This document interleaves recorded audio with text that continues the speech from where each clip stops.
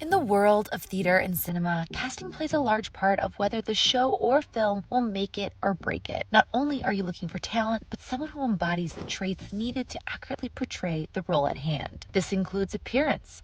The appropriateness of one's look to a role could determine whether or not they're cast, regardless of whether they are qualified for the role. This is where typecasting comes into play. Typecasting occurs when someone is casted in a role based on their looks, gender, race, or other aspects of their appearance. This process is not aided when many aspects of leading female roles revolve around appearance and physical character attributes. One person who has definitely been typecasted by the industry is Sydney Sweeney. Sydney Sweeney is a talented actress with big dreams, but despite her skills and charm, she's stuck in small screen roles and hasn't made that big leap to become a blockbuster movie star. You know, the kind whose movies play in theaters, not just a streaming service. It's frustrating because she's got the talent, but Hollywood seems to have her put in a box. Take her role on Cassie in Euphoria, for example. She shows real range there, portraying deep emotions and vulnerability. But there's a catch. Too often, she's asked to strip down on screen, bearing it all in scenes that sometimes feel unnecessary. While the role brought Sweeney praise and recognition, it also led to her being typecasted as a sexualized actor. In an interview with Hollywood Reporter, Sweeney expressed her frustration at being perceived solely as a sexualized figure.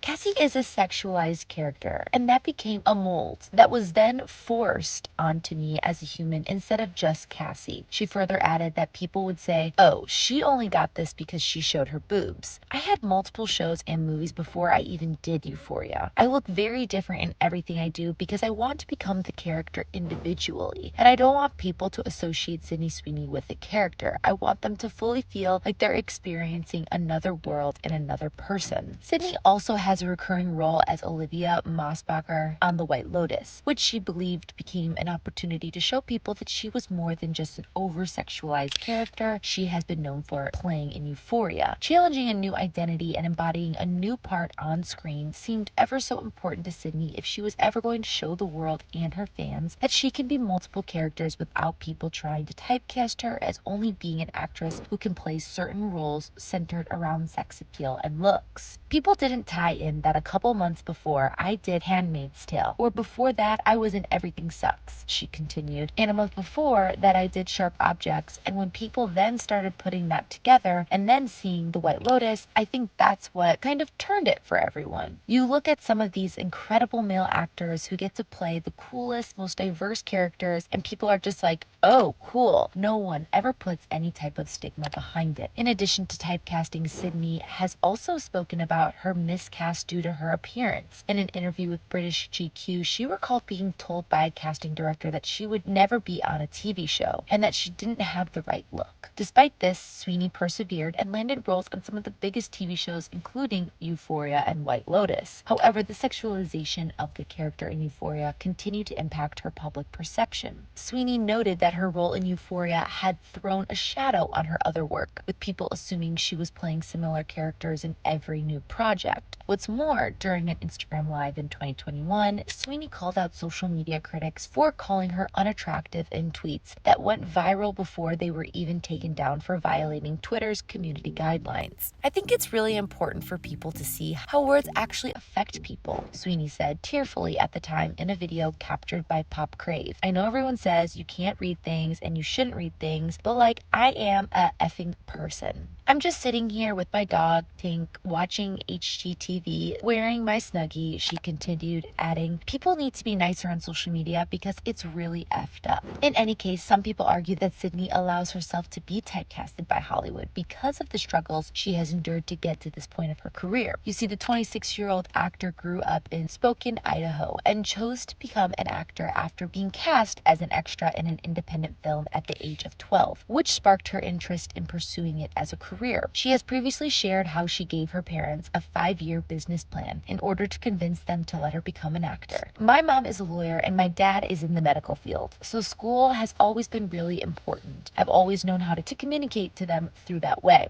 Following this, her star began to rise so much that she was working on back-to-back films and TV projects at one point, and had her first experience with burnout. In an interview with Hollywood Reporter, Sweeney explained that she still sees herself as an outsider in Hollywood. "I had no idea getting into this industry scary how many people have connections. I started from ground zero and I know how effing hard it is. Now I see how people can just walk in a door and I'm like, I worked my effing ass off for 10 years for this. She told the publication of her struggles to make it in the business earlier in her career, with her family moving to LA to help her with her dreams. However, the financial strain was a lot and they were forced to live in a motel for a time, with Sweeney saying they lived in a one room and she shared the bed with her mother while her brother and father would sleep on the sofa. It put a strain on her parents too, with Sweeney sharing, I thought that if I made enough money, I'd be able to buy my parents' house back and I'd be able to put my parents back together. But when I turned 18, I only had $800